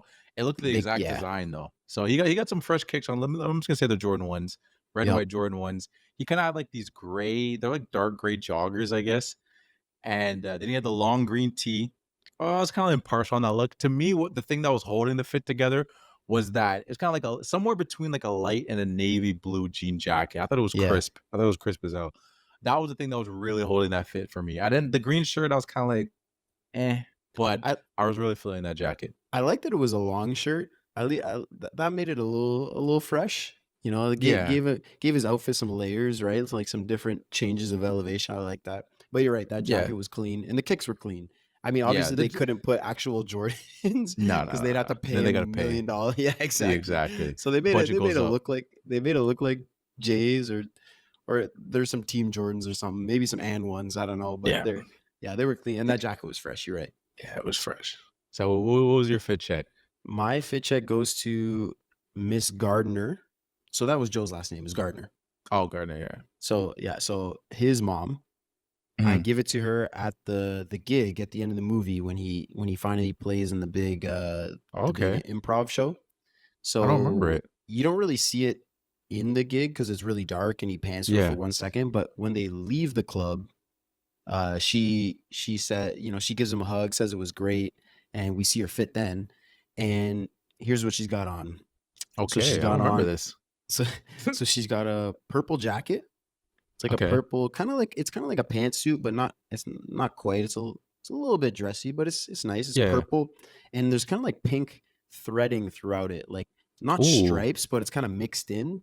A little bit Okay. of purple and pink, and then trim like around the outside of the jacket is pink. Yeah. So that's clean. okay. No, the Matching detail. skirt. She's got the skirt, the same like Okay. pink, purple with the pink mixed in. Mhm. She got a pink turtleneck under the jacket, Oh, snap. pink heels, What? gold, and her glasses are like the frames of her glasses are gold, and she got some gold earrings on. Yeah, she's swagged out. How did I remember this? I don't know, man. She's fresh. Yo, Come on. I mean, in her, like, to give her props, like, she sews for a living. She's dealing with clothes, Yeah. so she knows how to put something together. Yeah, 100%. And I don't. And in your defense for missing it, it's very short. Like it's a very Okay. very short screen time. But Mhm. nah, she's getting that fit off. Okay, I definitely gotta check that back. And also, too, I think it's one of those things too. Like, once you have your fit, you're not looking for fits anymore. So I think I was kind of just like, I True. wasn't even like paying it. I had my Paul's fit, so I was kind of like, but now I gotta go see that fit. I had Damn, Paul in the yeah. back of my head because I noticed him in the barbershop too. But I was like, I didn't love it because, like, kind of like you said, the shirt is kind of His Yeah. joggers are kind of They're kind of It's almost really really like just his- sweatpants. Yeah, almost. it's They're really so- his kicks and his jacket. Yeah. So I was like, I can fall back on that if I don't find anything else. And then I saw Ms. Gardner popping out and showing. So it was I had to get Yeah, it to you her. gotta pop out. Yeah. Yeah. popped out. All right, let's get to the lazy award. Ferris Bueller. Who's your or what or who gets your lazy award? Okay, so my Ferris Bueller award goes to the system of the names for the Great Beyond. So like with Terry because Terry is like goes into like the filing cabinet, whatever, he's just flipping through names all the way from A all the way to Z. Yep. My thing is that like I don't understand why the system had to be so difficult. If you're just considering what kind of world we're living in, like we're in this space, why couldn't it just be like the system where it's like you're going up and every time it's almost like you're at the airport. It's like you go through like almost like a scanner and it's like, oh, this person's in, this person's in. Like they should have I'm assuming they should have a list. Like they have a list of people that just died. So when that person doesn't show up, it should be like, oh, this Joe dude didn't show up. Huh. Why does he have to go through every single name ever? So you want them to have airport better security system. and the a better system. Okay. You're right. 'Cause They've how had else does all it of human work, history though? to develop this. That's what I mean. So are those all the names of everyone that's ever existed, or are those all the names of people that are currently alive? Yeah, I don't know, because how like when he got to Jay and saw Joe's name, Yeah. I think probably whatever's by last name, but what does he find though? Does he find, oh, this dude is dead, but he hasn't pulled up, or like what did he? Because he just finds Joe, but like what Yeah, did I he don't actually know. figure out? It's a good question. That's why Yeah. the system. That's all. I was like, I don't understand this. Like, what's going on here? Okay. All right. I It respect seems that. That's a very good tedious, lazy and there's word. one guy. Yeah, one guy. Yeah, you're right. One guy, and there's multiple Jerrys. That's what I'm. No, the one Terry. Yeah, one Terry, multiple Jerrys. Yeah, Huh. I don't know. I also got to give a shout out to one of the Jerrys. Ties into our last movie. Was the girl from I Am Legend, the one that comes and saves him? She was one of the Jerrys, Oh, seriously? like that actor. Yeah, I Nice. saw that in searching up stuff. I was like, yeah, a little connect from last episode Okay. Okay. or Is that whenever is that that episode came is out. that Jerry stealing bacon too and just making himself at home at other people's houses? Oh Going well, yeah, crazy. maybe, but yeah, that's my Ferris Bueller. Like the whole All right. system was just a mess to me, and it's I stuck with me. That's funny because I have a very similar Oh shit. Ferris Bueller award. So mine goes to the Jerry's and Terry as well. Um, not for their system, but for kind of a lack of quality control here. So they don't have something to catch the souls like from the conveyor belt to the great beyond. Like, because think about this for a second, all right? Yeah. So Joe at the start of the movie, right? He dies and he arrives on this conveyor belt and he's like, "Wait, no, I'm dying. No, I don't want to die." So he starts turning around, he's running away, and he starts to push against the side of the conveyor, and there's like a shield, like barrier thing. Yeah. And he starts to push against it, and then he eventually breaks through, and then he falls all the way down to the grate before. Yeah. And so think about this. Joe is the first person in the history of the world that died and didn't want to die and was trying to come back to life. There's no way. There's no way that he was the first person ever that died and was like, no, I don't want to die. I want to come back. No shot. He was the first one. No chance. They don't have a better system. They don't That's have a good point. as soon as you break through the wall, there's an extra floor or something. Like another net bounce you right back up. Just Yeah. like when you jump to Earth, you get bumped right back up. yeah, exactly. You're right. If you go to Earth without an Earth pass, it shoots you back up. What are they doing that they don't have this on the? There's no way Joe was the first person of all time to die and not want to die. There's no chance. That's a good point. That's a So they great get- point. I didn't even think about that. So that's my. So they got both of our laser wars. They got to step it up, man. They're they're really dragging down. Oh yeah, that's a good point. That's a good point. I didn't even All right. think about that. Let's get to our six man, Nas Reed six man. So Okay. not a main character. So I would say pretty much anybody but 22 or Joe is eligible for the six man Yeah. in this movie. Who's your six man? All right. So hopefully we don't have the same six man, but I actually gave myself two just in case, just if we have the Okay. exact same. But my six man goes to Dez because I feel just it's very simple. He came through with the haircut. Like that's the whole.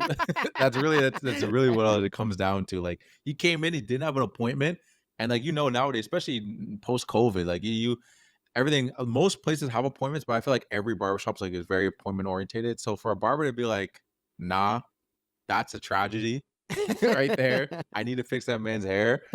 Use clutch for that, and I give him a six man for that. It's simple. If my barber ever did that for me, then his tips are going up. Yeah, yeah, you're that right. He simple. must have got a good tip. They must have given him a good tip. I hope so. Dez is my six man too. Shit. For those reasons, like you said, getting Joe in immediately, clutch. You need that from your barber. Also, he's just such a happy guy. Oh He's yeah. so happy, man. He's like, Yeah, he's like, yeah. nah, man, I wanted to be a vet, but man, my daughter got sick, and now I'm cutting hair. And they're like, oh, well, why don't you go back and do that? He's like, aren't you sad? He's like, who said I'm sad? This is great, man. I get to talk Yeah. to people. He's just a happy dude. And he's also my six man just because, like I just mentioned, his daughter got sick and he couldn't pay for vet school. He had to quickly be able to find a job to make some money quicker, and he did what he had to do. He's a good dad. His daughter Yeah, got no. sick. He couldn't follow his dreams. He had to go to barber school and make some money a little quicker. A man's got to do what a man's got to do, and he did what he had to do, and I respect that.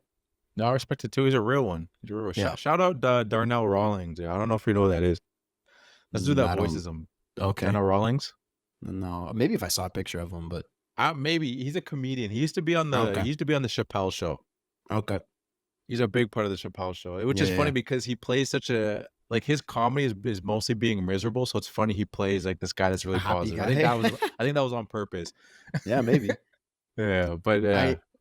I will say I kind of had a little backup too, and I'll just throw him Okay. in just as my Go. as a honorable mention is Moonwind. Okay. I Just didn't for have that being one, so go. just for always being ready to help, man. As every Yeah. time they're in the zone, he's like, hop on board my ship, I'll take you where you need to go. Then when Joe and 22 find him on Earth, and he's so lit, he's like, I put a man in a cat. That's so sick, and he's super happy about it. And then he's like, yeah, come back at 5:30. I'll get everything we need, and we'll get this done. Like he's just a helpful dude, man. Six Yeah, man. Moonwind was dope. Yep. Moonwind was dope. I'm not mad at that. Do you want to give me your honorable mention just since you teased Nah, it? that's okay. You already gave one, so we don't need to go Okay, give all two right, all right. honorables. All right. Yeah, that's enough of that. Yeah. All right, best quote. Give me your best quote. All right. So my quote was the zone. Sorry, the zone is enjoyable, but when that joy becomes an obsession, one comes disconnected from life. So that was as we were just talking about Moonwind. That was his quote, and I thought that was really interesting because they didn't have to add that part in there. Because from what all we saw is we never really saw someone going from the zone to being a lost soul. We only just saw them separated. So it was that Mhm. moment where we saw someone who was in their zone and then slowly move their way into it. And it's kind of like I feel like Joe could have easily ended up in there. It's interesting that he wasn't actually in there because it felt like him trying to chase his dream was actually making him somewhat miserable. Maybe he didn't get right to that point yet, but it was just that the visual of just seeing someone be so narrow minded, so focused. You kind of get like a thought of like anybody. Maybe it's like a professional basketball player's example where it's just like, oh, I'm gonna be a great player, whatever it is, and like you kind of make your way there. And it's like maybe you'll make your way out to the top, but you lost all your friends, maybe you lost your family. Yeah. You don't enjoy anything else. You only enjoy that one thing, which is again, it kind of made me think of Kobe a little bit because like I know Kobe was Mm. kind of like on that path for a bit, and then I saw like just from interviews and stuff that he kind of like switched up. And then obviously he became like a dad and all those things, but he was very one minded and it's just like I don't need friends, I don't need any of the guys. He didn't want to hang out with his teammates, all those things. And like LeBron is basically the opposite of that. If anything, people say that's to his detriment of being too much Yeah. of doing other things. Like no, just focus on basketball. It's like I like Mhm. doing other things. I like joking with guys, like rap music, all these things, But I like No, that quote for that reason. I think no, I think you're right that Joe, I think was headed there Yeah. basically. But if he got that gig, well, he did get the gig, and if he just stuck with it and did it day after day after day after day, you basically lose the joy for it because it just it just becomes a chore basically, right? Yeah. They kind of say, like if you're a cook, let's say, or you love cooking and then you do it as a job, like you do it all day and then when you come home you don't want to do it, right? Because you associate that with work. So I think he was headed in that direction, that he would have become a lost soul. um but yeah, that is an interesting quote, and I think it was a good way of explaining in such a short sentence to the viewer basically what these lost souls are and how they get there, and uh and to relate that to reality, I think was really cool. So good quote. Yeah, thank you. What's your uh quote? so my quote is when Joe is having this heart to heart with his mom in Mhm. the alteration sewing shop. Yeah. And it's when he says, and they kind of emphasize it, so it could be lazy for me to pick this as my quote because it's right at the end, but he says, I'm just afraid that if I died today, that my life would have amounted to nothing.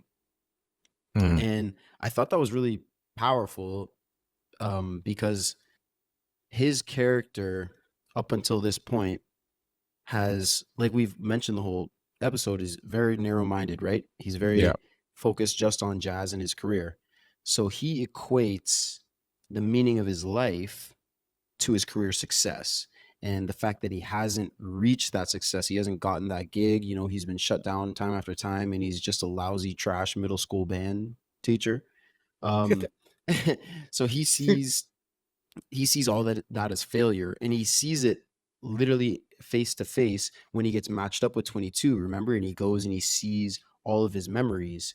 So he Mhm. sees all of the times, like I said, getting shot down from all these auditions, and he's alone eating pie, and he's he's in the music class, and the kids are really bad, and he's giving lessons, and it's just not his idea of success. So to him, his whole life, like he says in this quote, if he died today, it's amounted to nothing, right? As of now, his whole life has amounted to nothing, and basically everything is meaningless.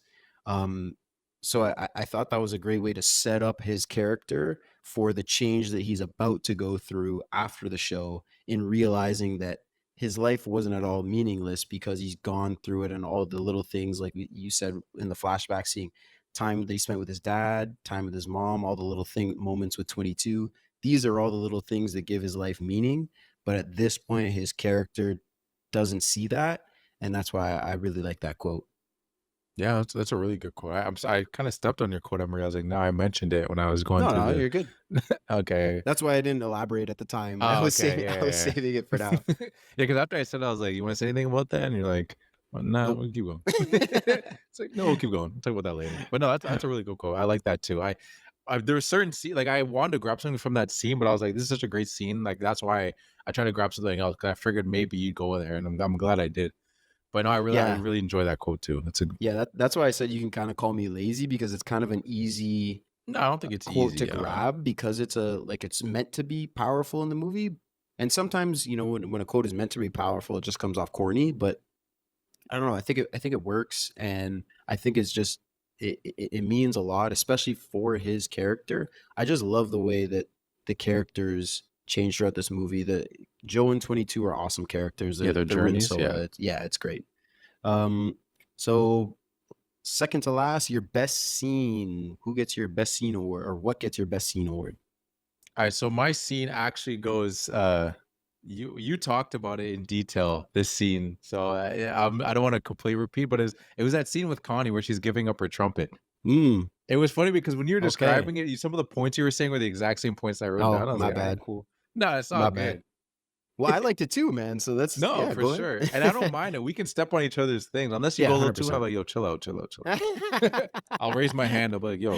Okay, yeah. Hey, But relax, no, to me, I really liked it because it's just her having that realization of why is she pretending that she doesn't like this? It's like it's normal. It's like I understand it's normal to not want to stand out as a kid. Like and most kids, like you kind of want to like conform. You want to be like everybody else. But like I was saying, that's why I threw that line in too. It's like if you love it, just stay true to you. Like I also like it too, just because it made 22 open up. It was that scene that made her open up and want to try new things, because like her and Connie had that similar bond of like we both like to be miserable and pretend like we're miserable.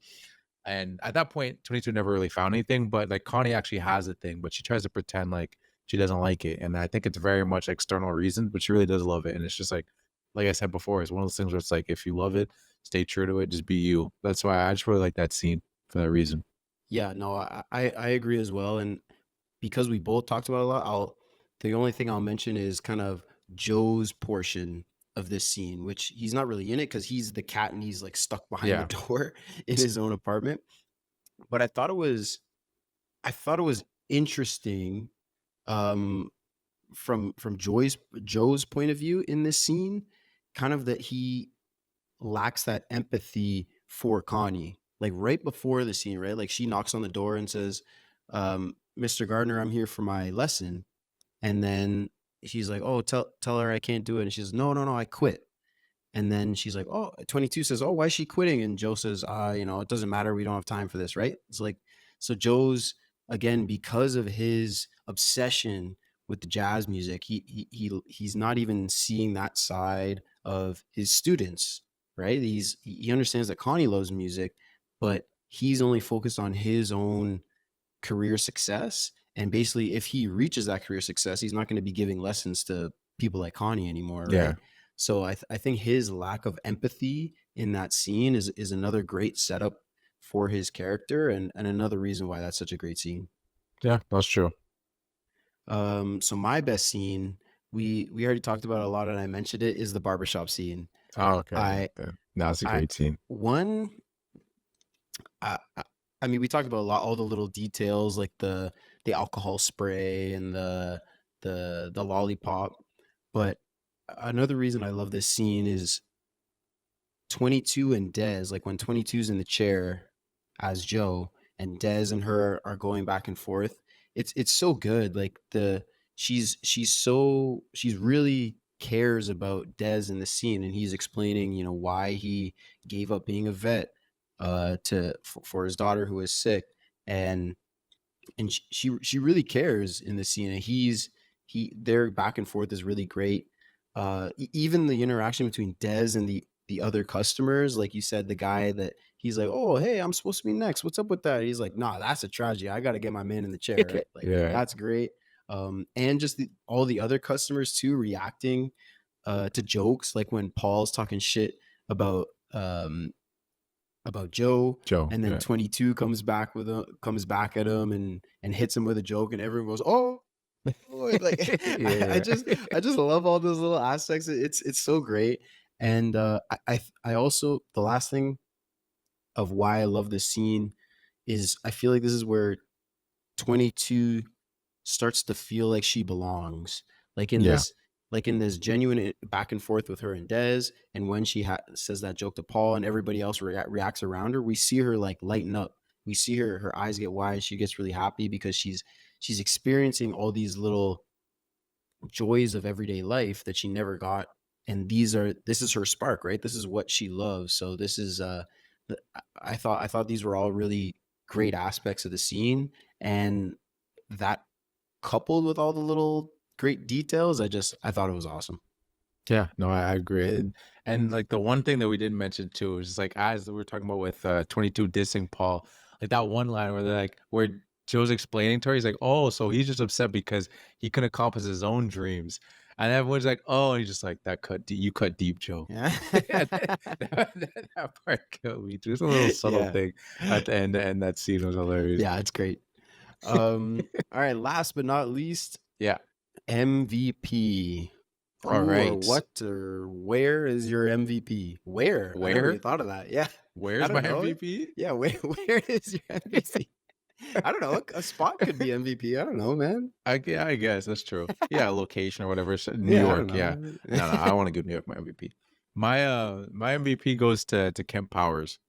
So I just want to give him some love just because he was actually he's the first Black Pixar director, and yeah, just straight up, just first Black Pixar director.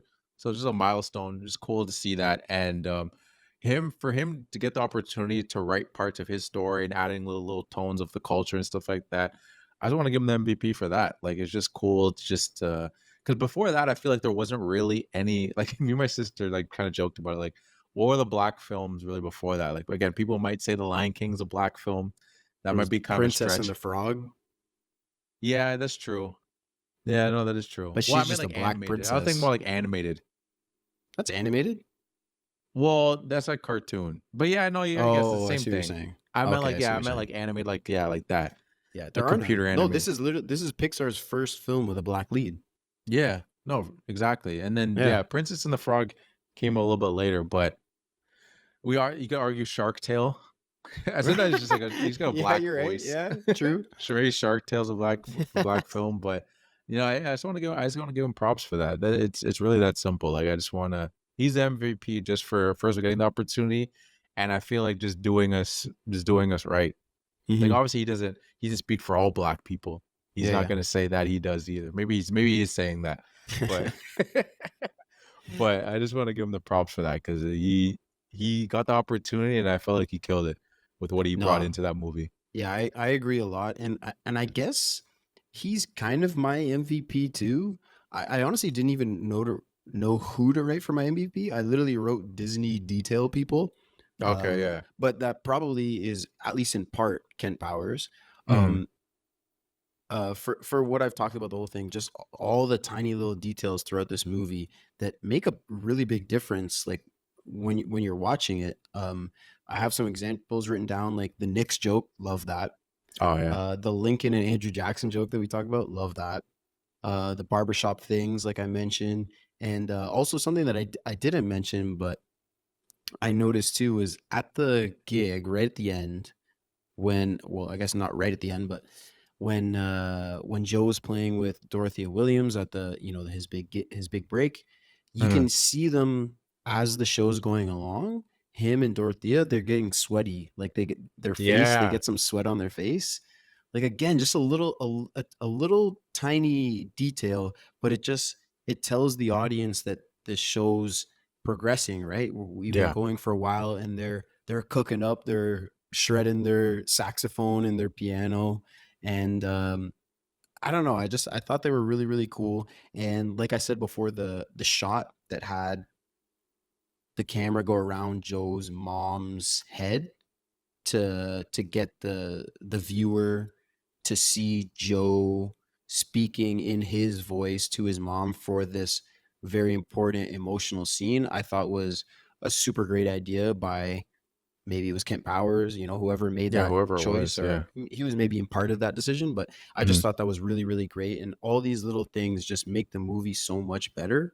And yeah, again, I don't know who is actually getting this award, but maybe it's just the movie in general, but that whole is the team. most, yeah, the whole team, they're my MVPs. Yeah, we'll go on IMDb right now. We'll start listing everybody's name. Yeah. Starting Yeah, from we're all not the gonna- animators. Yeah, okay. Fucking 200 of them is crazy. But no, I agree. Yeah, and just the one thing I'll throw on that, just with the attention to detail, is just the one thing I noticed too, even just the playing piano. I saw in the video, they mentioned that like you could see the tendons moving in his hand Oh, when he's wow. playing piano and they do the zoom in. I'm like, that's crazy. You don't even have to do all Yeah. that. But the fact No. that they did do that is insane. Yeah, It's exactly. like so much detail into every scene. Is just, it really shows a progression. Like I remember when Toy Story 4 came out, when me and my sister saw it in theaters, every scene we were just like, yo, because we just Mhm. watched Toy Story 1 like, just as a let's Like do a a little marathon refresher. thing, and then you go Yeah. and watch 4. It's like, bro, like it's crazy, the detail, the progression. Yeah, and this was only your second time watching Soul. Yeah, And first time, like you said, since it came out in like 4 years, so like almost like your first time again. So I feel like if you watch it again, and even me, like I'd probably notice a few more little things like on continuing to rewatch it. But dude, the I sweat just think is it's definitely something I didn't yeah. notice the first time. Then I saw it this time, I was like, damn, they threw sweat Yeah. on her. Yeah, it's there's so It's many crazy. things in every scene. Like you just said, the tenant thing, I didn't even notice that. So there's got to be even more stuff that I haven't yeah. even noticed yet. But it's so great throughout the whole movie, and I love it. Yeah, me too. But that's going to be it for us. So thanks for listening. Don't forget to follow us on Spotify and Apple. If you liked the episode, here's with a 5-star. 5 stars, or don't give us anything at all. Yeah. If you are, Can you even do any less than that? can you? Don't try. Yeah. Nobody No. try. If you're on Apple, leave a review, and then leave a review with your 5-star, because you can't leave reviews on Spotify, but you can leave a review on Apple. And if you do, we'll read it on the next show. So it gives some incentive. Ooh. I don't know what we're setting Okay. ourselves up for, but hey, if they give us a 5-star, we'll Damn. read your review. Don't forget to follow us on TikTok, Instagram, and YouTube at The Film Room Pod. And most importantly, just like 22, go outside and just start jazzing all over the place. Oh. Yeah, I know, sounds a little, but I wanted to say it. We'll see you next time. Peace out, everyone.